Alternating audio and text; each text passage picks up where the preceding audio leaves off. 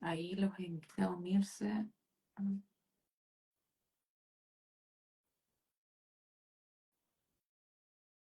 Todavía no llega la solicitud.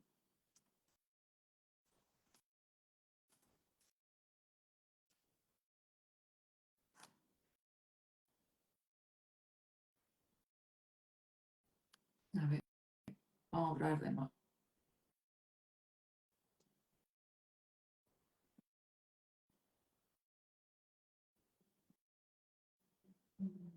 Ahí está.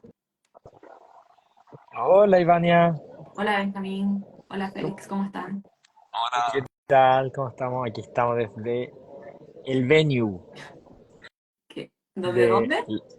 desde el, ¿cómo se dice? Desde el espacio de la conferencia, digamos. Ya, ya, ya, El, súper. eh, que todos le llaman, de hecho, el venue, como se dice, claro, en inglés yo creo que ya aquí todos utilizan ya los términos en inglés porque si no después ya una locura con la cantidad de términos, pero miren, de hecho, miren, nos vamos a salir de todo protocolo, pero mira, ahí está, Ah, esta es la COP29. súper, ya. Oye, igual es grande el espacio.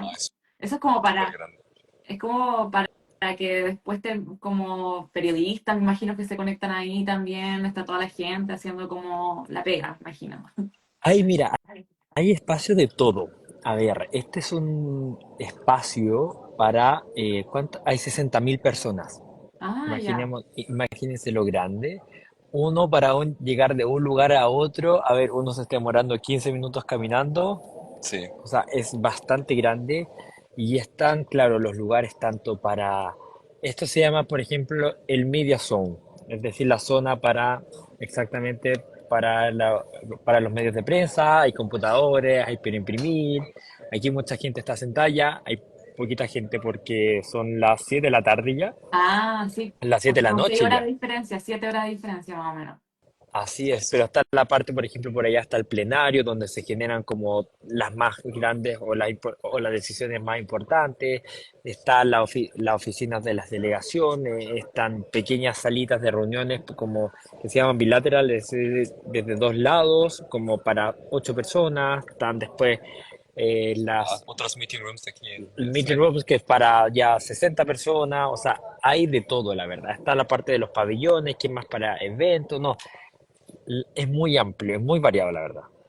Ya, chiquillo, entonces para honrar el tiempo voy a ir Dale. haciendo igual preguntas sobre esto, después como en medio de la conversación. Ahí para los que se están conectando, muchas gracias por sumarse a este nuevo espacio de Instagram Live de Codex Verde, que es donde empezamos a abordar diferentes temáticas relevantes sobre el cuidado del medio ambiente y también la acción climática. Me presento, soy Ivania Cordero, periodista de Codex Verde, y hoy vamos a estar conversando en live sobre denominado COP29 en tiempo real. Ya lo vieron en tiempo real, cómo avanzan las negociaciones climáticas. Hoy día nos acompañan Benjamín Carvajal y Félix Stadelman de la organización 1.5. Bueno, primero para los que se están conectando, comentarles un poco sobre la COP29, que en realidad es como una introducción, esto lo típico, que es la conferencia de las partes de la ONU sobre cambio climático. Hoy día se está llevando a cabo en la ciudad de Bakú, capital de Azerbaiyán, todavía me cuesta pronunciarlo, y desde hasta este 22 de noviembre, este viernes, este encuentro es donde se reúnen diferentes líderes globales, negociadores, expertos, activistas, finalmente también para hablar respecto a cómo enfrentar la crisis climática que hoy día enfrentamos como país, pero como país, como planeta.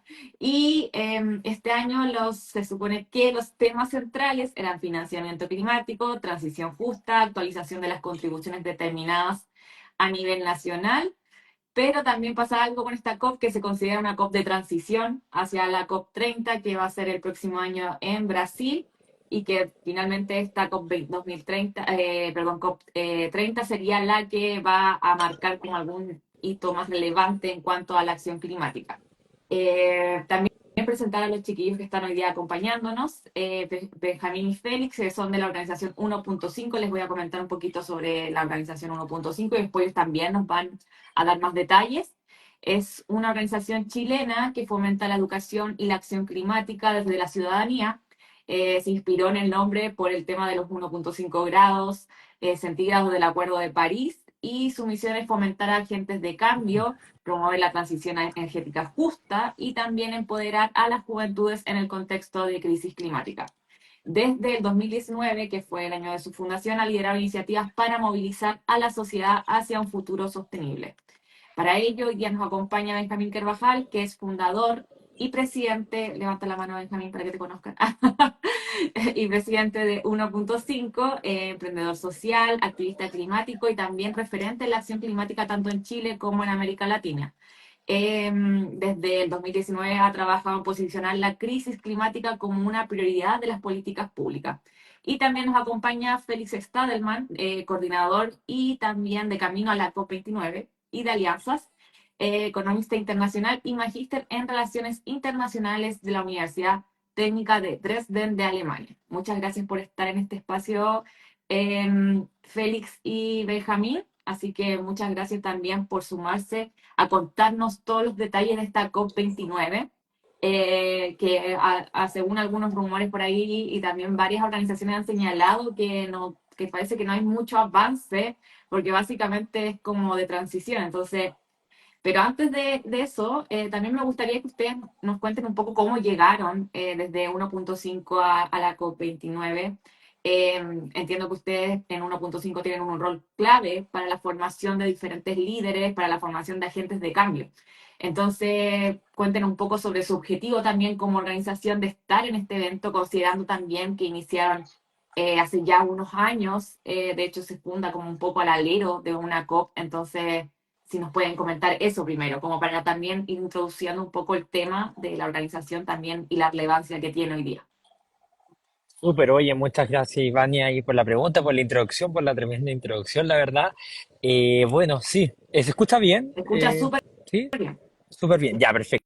Mira, a ver, 1.5, así como tú muy bien dices, nace de hecho en el alero o dentro del marco de la COP25, cuando Chile allá por el año 2019 tenía la presidencia de esa COP. Y 1.5 nace con el espíritu de democratizar este espacio donde se toman las decisiones anualmente más importantes en materia de cambio climático, ¿no? Y es un espacio que es sumamente técnico. De hecho, aquí voy a hablar a título personal, es mi quinta COP, desde el año 2019 que estoy asistiendo, y de verdad el nivel de tecnicismo es bastante grande. Entonces, lo que buscamos en 1.5 era mostrar un poco y comunicar algunas de las cosas que pasan aquí y sobre todo qué es lo que pasa y qué es lo que queda pendiente para otras instancias o para la COP siguiente. Entonces, como 1.5 hemos tenido de hecho su inicio un enfoque bastante importante en posicionar a las juventudes en estos espacios, pero con un enfoque súper importante que es la intergeneracionalidad, que debemos de negociar, debemos de mirar estos espacios como también un espacio que debe ser completamente intergeneracional. Muchas veces se habla como, oye, ya, pero que los jóvenes, ¿qué implica? Tener un enfoque intergeneracional no es menor. ¿Por qué?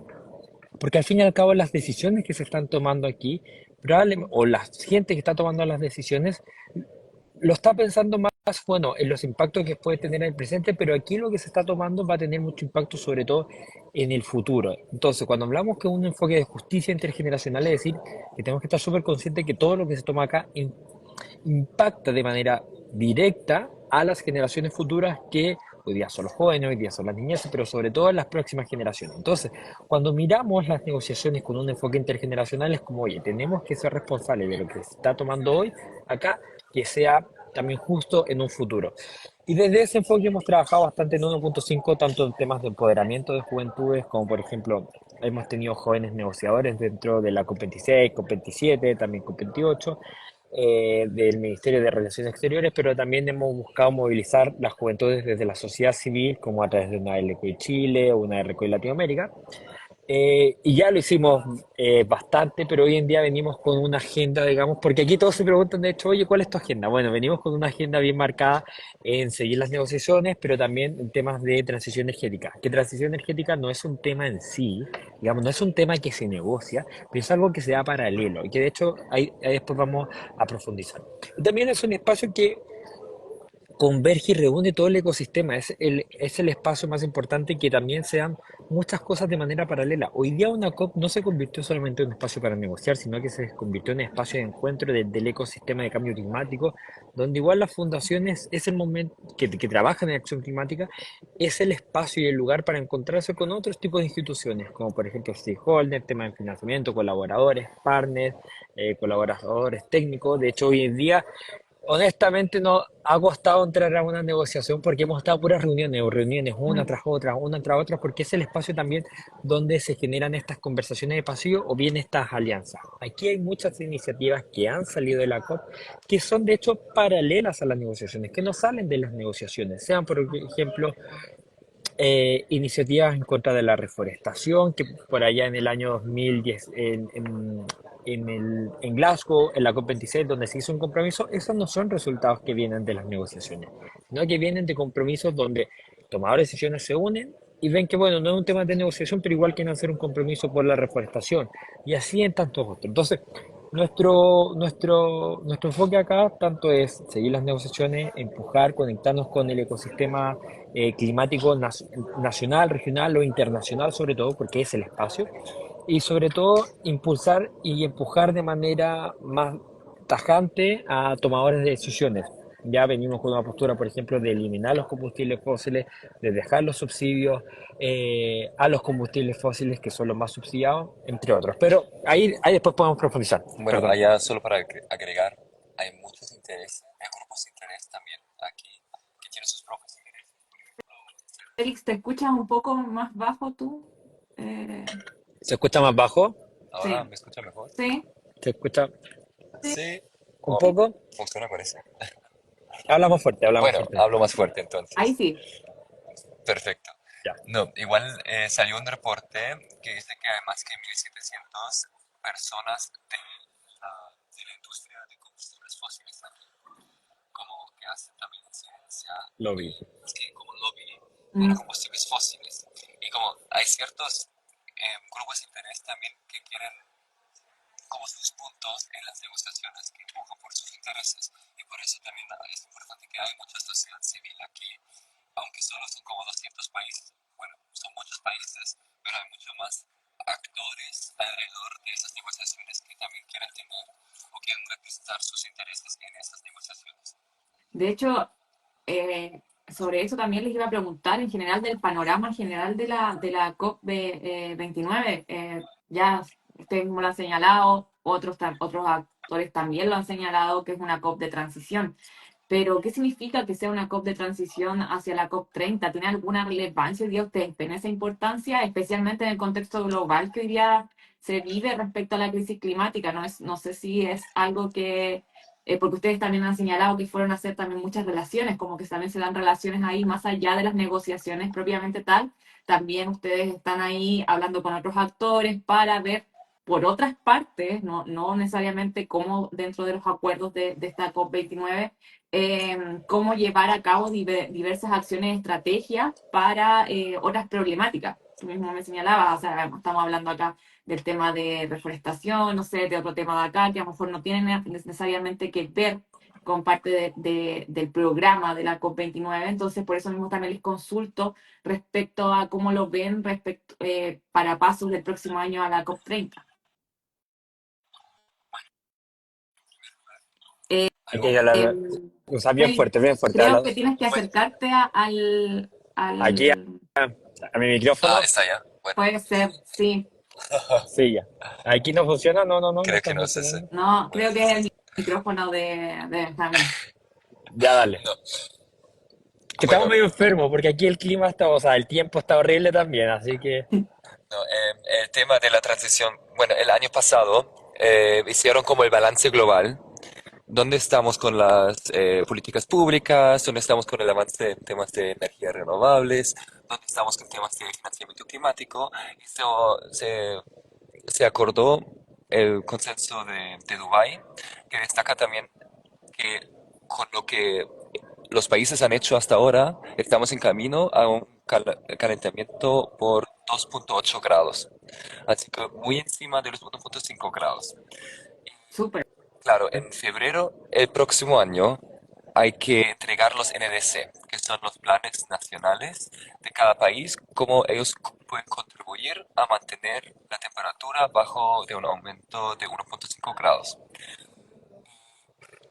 Para hacerlo, los países o los tres presidencias de UAE, de Azerbaiyán y de Brasil formaron la Troika como un grupo de tres. ¿Ya? Y ellos juntos quieren empujar la ambición y habilitar la acción para de verdad, llegar solo a ese aumento de 1,5 grados para que todos los países contribuyan. Y eso es como eso también es una transición que quieren lograr y por eso también hay como allá un esfuerzo entre estos tres países liderar esa transición.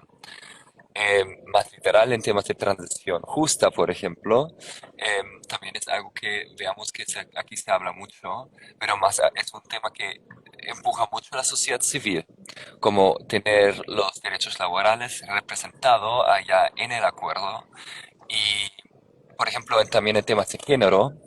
Eso es un tema que este año se tiene que renovar el, El programa trabajo. el programa de trabajo de género, pero allá es otro ejemplo donde no hay muchos avances porque algunos países están en contra del lenguaje de derechos humanos, como hay ciertos países muy conservadores como Saudi Arabia, Mm. Irán, el Vaticano, que están bloqueando allá un avance. Y en otros temas de transición justa ya están apuntando más para el próximo año para definir un poco más qué es ese concepto. No hay mucha claridad, no es como un concepto definido. Y eso tampoco se va a lograr esta COP, pero están Es súper apuntando a definirlo más en el futuro. Es súper relevante lo que señalas también, Félix, respecto a hacer la diferencia un poco entre transición energética nomás y en transición energética justa. Ahí no sé, Benjamín, si podrías también comentarnos un poco sobre esos términos, porque claro, a lo mejor muchas personas lo piensan como similares, pero no. O sea, el segundo, o sea, justa precisamente es para incluir el tema de perspectiva de género, incluir también que todas las personas puedan tener acceso a esa transición, no solamente los más ricos, etcétera. Entonces ahí también, Benjamín, si me puedes hacer un Mm. poco bajar como eso para que también podamos entender a grandes rasgos sobre ese tema y por qué también crees que pasa estas como diferencias tan fuertes igual en la COP29, entendiendo también que son muchos países y que todos tienen diferentes identidades y diferentes formas también de ver el tema de los derechos humanos. A ver, algo que tenemos que entender es que las negociaciones se dan en el marco de una agenda. Una agenda es los temas que se tienen que ver por mandato, porque se cumplió un plazo, etcétera. Estamos en la COP29 porque han pasado 29 COPs, ¿no? Eh, Estamos recién en inicios de lo que se llama la segunda semana. Esto partió el lunes pasado y va a terminar, y digo terminar entre comillas porque no se sabe cuándo va a terminar, este viernes. Generalmente muchos acuerdos se logran la segunda semana, que es la que estamos partiendo. Entonces, si bien hemos tenido ciertos avances, otras cosas están un poquito más lentas, como pasa en todo el mundo, como nos pasa en Chile. Cuando se te va acabando el tiempo, como que uno va apurando, ¿no?, la máquina. Entonces, es posible que en estas segundas semanas veamos bastantes cosas. Las primeras semanas o la primera semana se van saliendo más borradores, que son los llamados los drafts, que van con intenciones, con lineamientos, en diferentes temáticas. Y una de esas efectivamente es transición justa. El día sábado, de hecho, que fue el último día de la negociación de la semana uno, digamos, se cerró un acuerdo en temas de transición justa, en el programa de trabajo de transición justa, que no se llegó a acuerdo. Ese fue el acuerdo, que no se llegó a acuerdo y que se iba a ver efectivamente para esta segunda semana. Transición justa, para responder tu pregunta, ¿a qué se diferencia con la transición energética o con la transición energética? La transición energética es netamente un cambio tecnológico, o lo podemos entender como un cambio tecnológico, un cambio en realidad, de fuentes de energía de los combustibles fósiles, petróleo, carbón y gas, a las energías más limpias.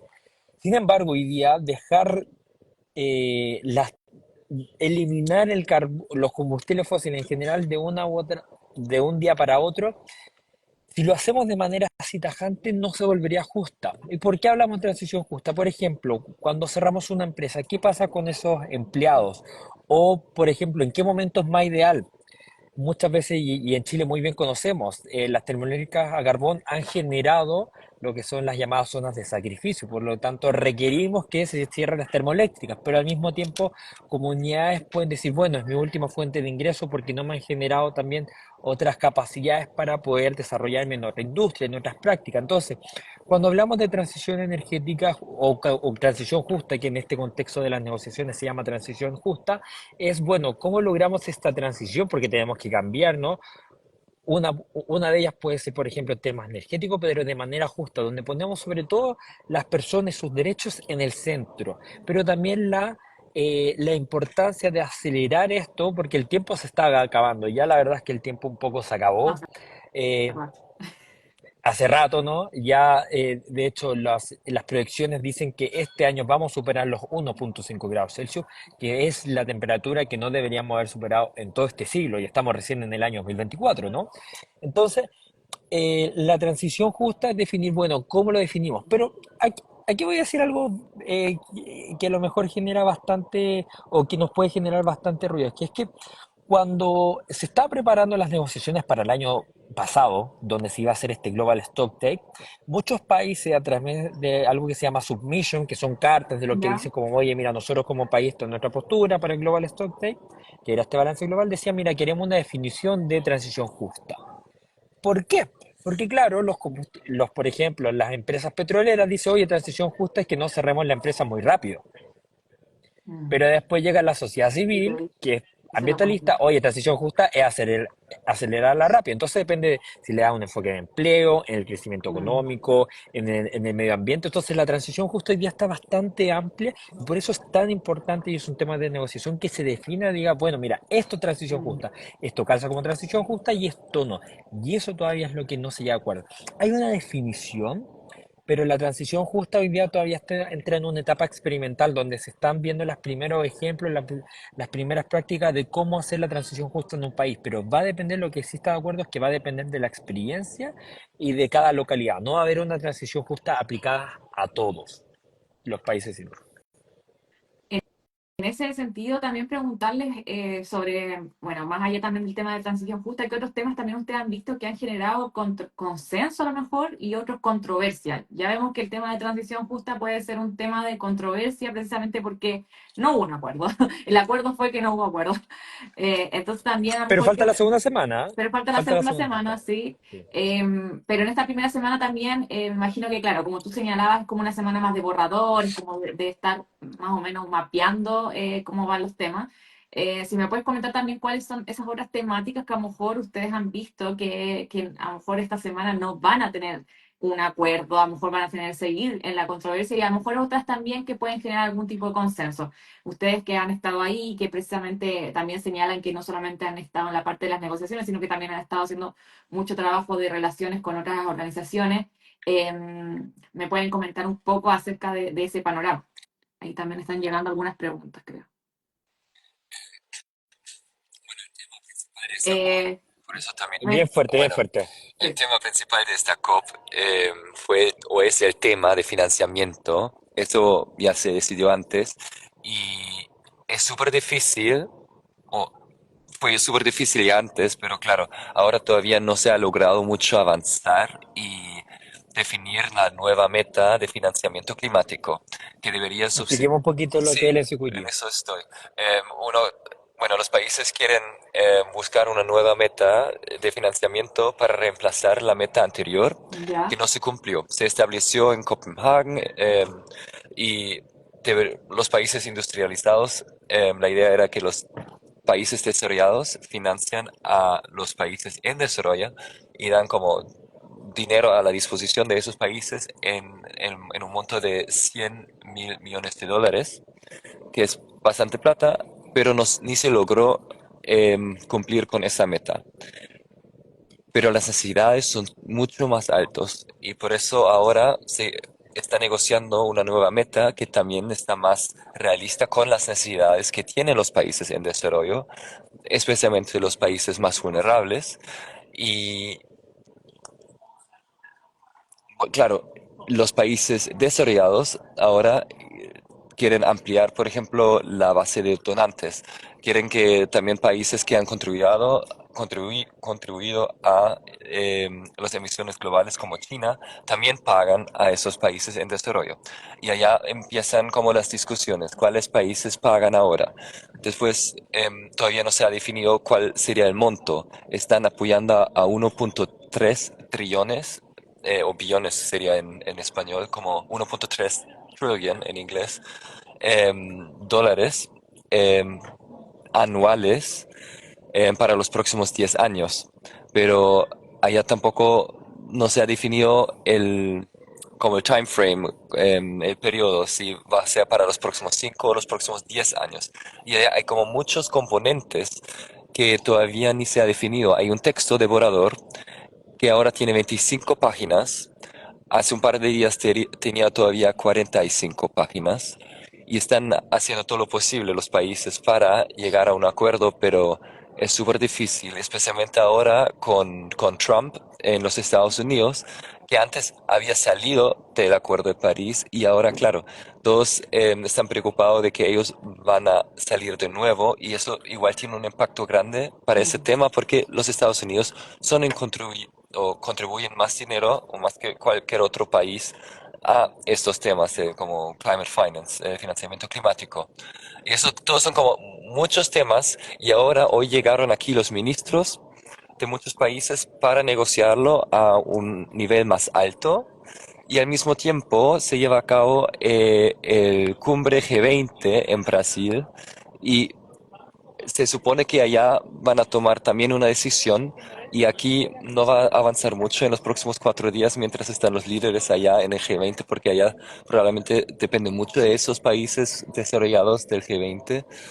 Al final es cuánta plata quieren poner a disposición para eso y bueno, Claro. eso veamos. Hay algo a lo mejor que complementar, es que esta COP es histórica, es importantísima porque aquí es donde se decide algo que es la justicia, digamos, entre los países en el tema de cambio climático, porque el financiamiento climático no es tan solo plata, Mm. no es tan solo dinero, sino que es el dinero que los países que más han contribuido tienen que dar a los países que menos han contribuido, es decir, de los países desarrollados a los países en vía de desarrollo, como por ejemplo Chile, para que mitiguen y se adapten al cambio climático. Y ese es, o sea, digamos, ese es el mayor tema central de esta COP29, que es definir, como decía Félix, no tan solo ese monto, sino que quiénes pagan, quiénes reciben, cómo va a ser como la entrega de ese financiamiento, porque también mucho financiamiento climático va en deuda. ¿Qué es deuda, por ejemplo?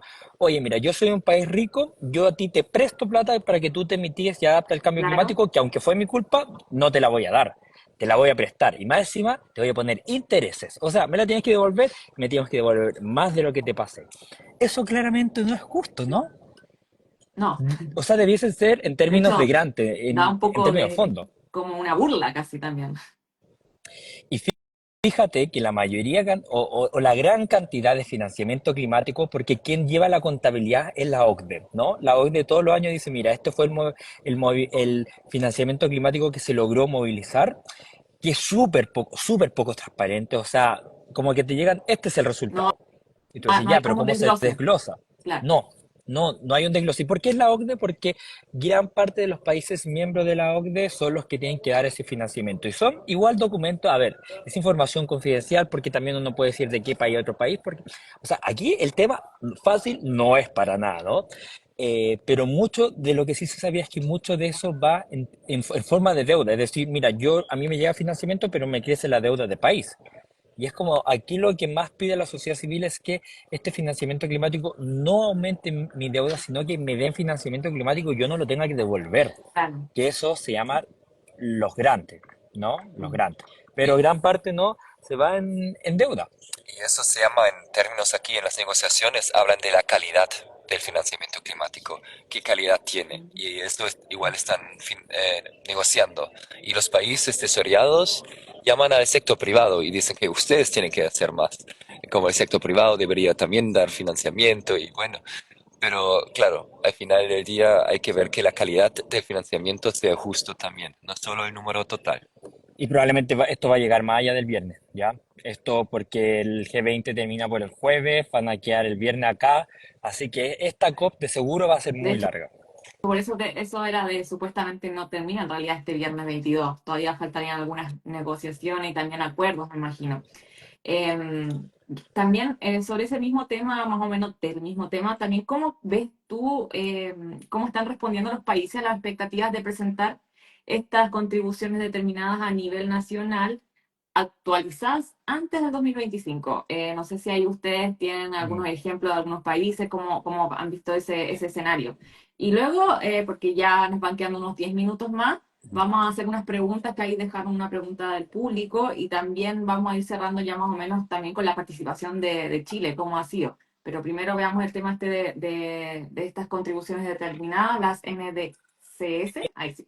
En- NS. NDC. La NS son National Determined Contribution, contribuciones determinadas a nivel nacional, que en palabras súper sencillas es el documento, porque es un documento en el que el país dice, mira, yo me comprometo internacionalmente, porque se lo entregan a la ONU, a hacer estas acciones en términos de cambio climático. Eso es una contribución determinada a nivel nacional. Esto se fijó por el año ya 2015, ¿ya? La NC es el instrumento más importante del Acuerdo París. ¿Y qué decía? Que el año 2020 los países tenían que presentar su primera NEC, ya oficialmente. Y Chile lo hace, de hecho, en el año 2020, por enero ya del año 2020, fue uno de los primeros países en la región, uno de los segundos en el mundo.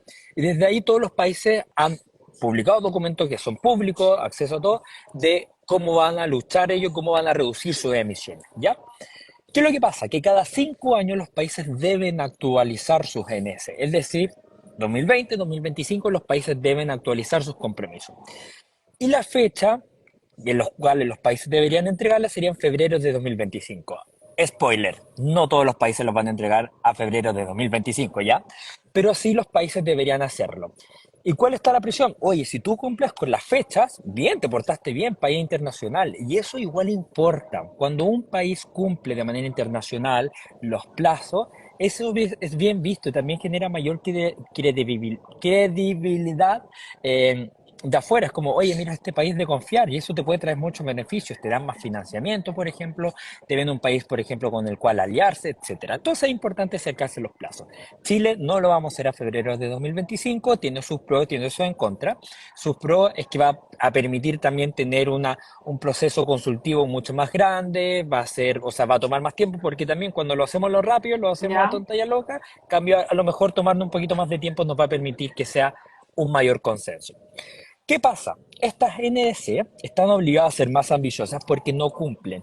De hecho, las estimaciones dicen que si se cumplieran, ojo, si los compromisos, que una cosa es que sean compromisos y otra cosa es que se cumplan, si es que los compromisos se cumplieran a cabalidad, es decir, todo lo que dicen se cumple, el aumento de temperatura sería 2,8 grados Celsius durante todo. O sea, nos estaríamos quemando, en palabras muy vulgares. O sea, este planeta estaría sobre recalentado. Y el Acuerdo de París dice 1,5, ¿no? Entonces, ¿cuál es el llamado? Oye, tenemos que aumentarla, o sea, esta cosa estamos muy lejos de la ambición. Entonces, lo que pasó el año pasado es que el Global Stocktake, que este documento que evalúa cómo debemos hacer, da ciertas recomendaciones. De las recomendaciones más importantes que tenemos para reducir las emisiones, es decir, limitar el aumento de temperatura, son dos cosas. En primer lugar, tenemos que triplicar a nivel mundial la generación de energía renovable, es decir, dejar atrás los combustibles fósiles, carbón, petróleo, gas, y avanzar a la energía renovable, solar y eólica principalmente. Y por otro lado, duplicar la eficiencia energética, es decir, consumir mejor. Porque, ojo, no hay energía más limpia que la que no se consume. Esa es la energía más limpia, de consumir menos al fin y al cabo. ¿Y qué es lo que pasa? Es que ahora los países tienen que integrar, al fin, o está el llamado, porque no es vinculante, ¿ya?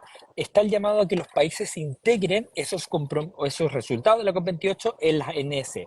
Aquí no se va a negociar ya sobre la NS. Los países ya saben que lo tienen que presentar a febrero del año 2020. Pero lo que sí podemos decir es que algunos países, y ahí a lo mejor tú, Félix, puedes contar, ya presentaron su NS o dieron aviso de alguna NS. Ahí no sé Sí, si eso, Félix, tú quieres como si contar nos un pueden poquito. comentar algunos ejemplos, a lo mejor concretos y también cómo, bueno, luego más adelante cómo lo ven con Chile. Dale.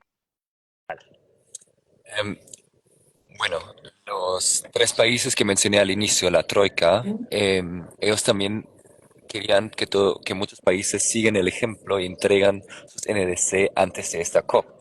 Pero Azerbaiyán, por ejemplo, que tiene la presidencia, no cumplió con esto. Todavía no han entregado sus NDC.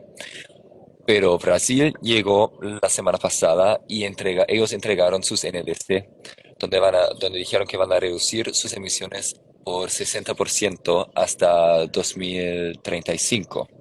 También Reino Unido, súper ambicioso, dijeron que van a reducir sus emisiones por 81%.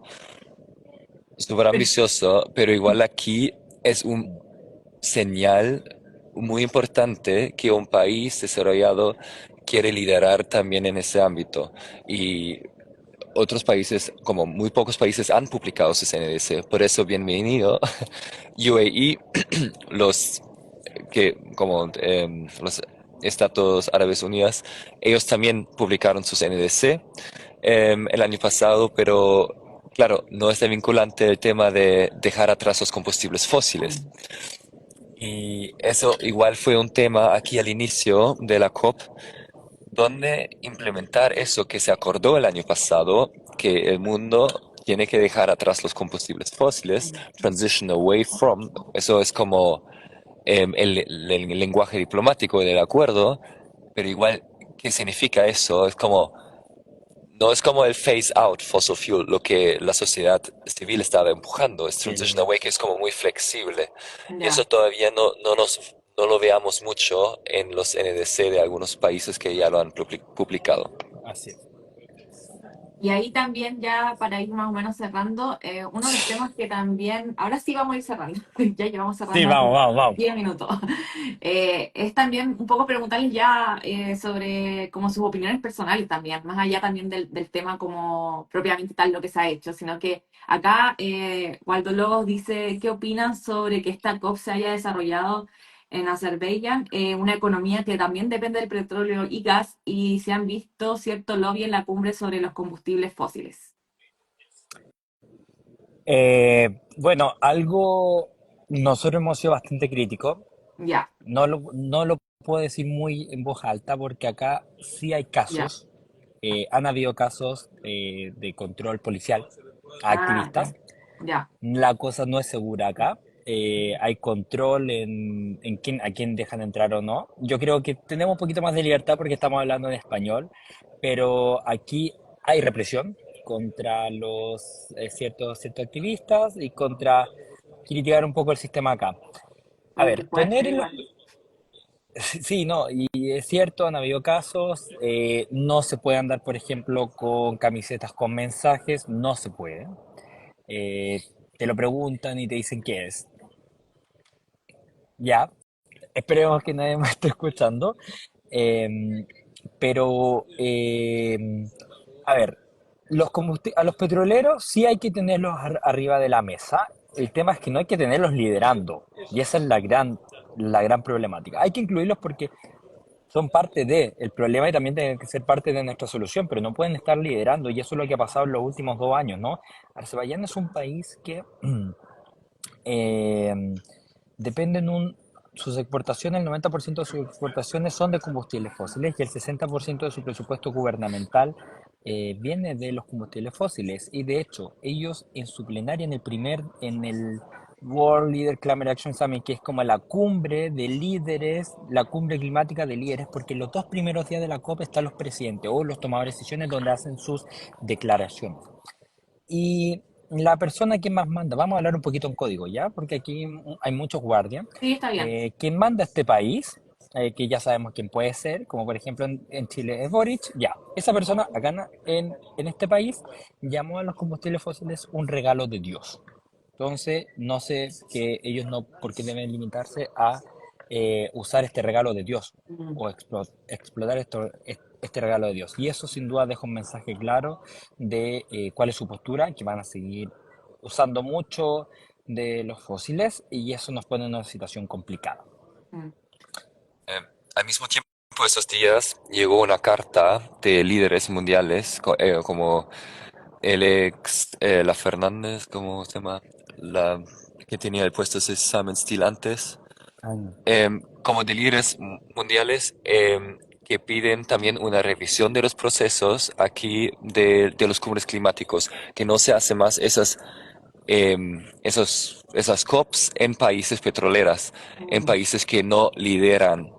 Y allá igual yo personalmente estoy totalmente de acuerdo que no podemos dejar hacer eso, porque la presidencia de la COP tiene mucho poder también en definir lo que está en la agenda Sí. de las negociaciones este año. Es un poder igual muy grande y por eso igual no veamos el fossil fuel phase out como la eliminación de los combustibles fósiles en la agenda de este año. Sí. Ellos Chiquillos, deciden básicamente qué se decide, o sea, qué se habla primero y qué no. Así que, mira, sí, sí, cambiemos el tema, pero sí, de dejémoslo. hecho ya también me quedó súper claro, así que igual cualquier cosa después nosotros podemos añadirlo, pero parte de escrita para evitar también cualquier situación. También ya, ahora sí, como pregunta final, también dejarlo, que me puedan comentar un poco sobre cómo han visto la participación de Chile en esta COP 29 y también si es que me pueden comentar ustedes qué expectativas tienen de la COP 30, señalando que tú dijiste, Benja, que esta COP 29 es súper importante, que la COP 30 se habla ya que sí o sí tienen que haber compromisos más sólidos y también acciones más ambiciosas. Entonces ahí esas dos preguntas ya para ir cerrando sobre la participación de Chile y Sí. sobre las expectativas para la COP 30. Ya. Vamos con la primera, la participación de Chile. Chile tiene un liderazgo importante, vamos a decirlo así. Chile hacia afuera tiene una política internacional climática bastante fuerte. De hecho, es pionero en liderar bastante iniciativas. Chile es parte de un grupo de negociación, un grupo de negociaciones que no negocia solo, sino que negocia con otros países de América Latina, no todos, que es bastante progresista, fíjate, y pone bastante un poco la ambición siempre más allá, en, por ejemplo, pérdidas y daños, en lo que es mitigación. Y la verdad es que no está tan en contra de eliminar los combustibles fósiles, porque Chile consume, pero no produce y no exporta. Entonces, dejar los combustibles fósiles hoy día no es un gran impacto en su economía. No así, por ejemplo, hablemos de países como Venezuela, es como que, aquí me decían, nosotros estamos bien como Chile porque, claro, no tenemos una industria de petróleo, pero imagínense que la cosa se tratara de la minería de cobre. ¿Cómo Mm, sería la situación de Chile si es que esto en verdad no se tratara de combustibles fósiles, sino que se tratara de cobre? ¿Cómo estaríamos en Chile si existe un llamado mundial de cerrar todas las minerías de cobre? Claro, Chile estaría en una situación mucho más complicada, ¿no? Pero la verdad es que en temas de combustibles fósiles, a Chile tiene una posición bastante progresista, empuja iniciativas, lidera iniciativas, está en la presidencia de varias conversaciones. Pero otra cosa es también cómo estamos por casa. Y aquí participar, era un llamado a la ciudadanía, participar de los procesos de la ANC va a ser clave. Si bien no podemos ver la eliminación de los combustibles fósiles en otros países, empujémosla en Chile. ¿Eso qué quiere decir? Retirar el carbón, las termoeléctricas, ya tenemos un cronograma al 2040 que es muy poco ambicioso, podemos empujar al 2030, pero por ejemplo, ¿qué pasa con el gas natural? El gas natural no es un combustible de transición, lo podemos empujar un poquito mejor. Y ahí yo creo que podemos tener otra instancia, pero tenemos la oportunidad también de mejorar más la acción climática a nivel nacional. A nivel internacional, déjenme decir que Chile, uno se pone un poquito más orgulloso porque Chile impulsa mm. bastante la agenda climática y lidera bastante iniciativas. Así que a nivel de COP, bastante que decir y muy contento un poco del desarrollo. Ahora, en Chile, bueno, hay otra cosa, ahí podemos conversar más. Y Para la ahora, COP 30 del sí. próximo año, último detalle sobre el tema de la participación de la sociedad civil. Después de muchos años vamos a tener una COP donde hay más derechos también para la sociedad civil en temas de manifestar, de Mm, expresar sus opiniones. Y allá en ese aspecto me espero mucho más derecho a participar también de la manera como informal en temas de manifestaciones, quizás una marcha. Y eso es lo que hace mucha falta aquí. Y por eso, sí, estoy muy contento que el próximo año, ojalá, Es sea un poco interesante. más participativa en ese sentido. Sí. Y sin duda que esperamos que también esté con un enfoque en Latinoamérica. Cuando una COP se recibe en una región, también permite que los ojos se pongan en esa región. Latinoamérica muchas veces es una región que está en la esquina, estamos ahí en un lado y no tiene siempre tanta atención porque no es tampoco ni el continente más pobre ni tampoco el más rico. Entonces es como el hermano al medio, nadie lo Mm. pesca, ¿no? Pero nos va a dar el espacio para que mostremos todo lo que tiene Latinoamérica, que no tan solo tenemos impacto, sino que tenemos solución, tenemos biodiversidad, tenemos energía renovable, también tenemos los minerales que se necesitan, que bueno, ahí tenemos que ver cómo lo hacemos, pero Latinoamérica tiene un rol muy importante que jugar cuando tan solo contribuye el 10% de las emisiones de gas de efecto invernadero a nivel global, Mm. sí tenemos mucho que ofrecer y mucho que mostrar, así que va a ser nuestro año, la COP30, y esperamos que así sea. Oye, eso suena bastante esperanzador, la verdad. Hasta a mí también como que yo también tengo harto interés en esa COP30. Se ve, y además Vamos que está todos para cerca, entonces allá. todos vamos para allá, todos Sí, sí. ahí el gremio de medio ambiente. Sí. Bueno, chiquillos, agradecerles por el tiempo, Benjamín y Félix, de verdad gracias por compartir la experiencia que están viviendo hoy día también, esta visión también que tienen desde 1.5 que es súper relevante y me gusta mucho ese trabajo de también como llamar a la acción también a las juventudes y que sean parte también de lo que está sucediendo con la crisis climática. Así que muchas gracias también a quienes se conectaron en este Instagram Live de Codex Verde. Vamos a estar también subiendo después este Instagram Live y también vamos a estar subiendo la notita respectiva de lo que fue este live para que también ahí nos puedan seguir a las redes sociales de Codex Verde y también para que estén atentos a todo lo que hacen también la organización 1.5. Así que muchas gracias, chiquillos, de verdad, espero que les vaya súper bien en estos días y gracias por acompañarnos y que tengan una excelente jornada. Listo, muchas gracias a Muchas ti y a Codex gracias. Verde, un abrazo, chao, chao. Chao, chao.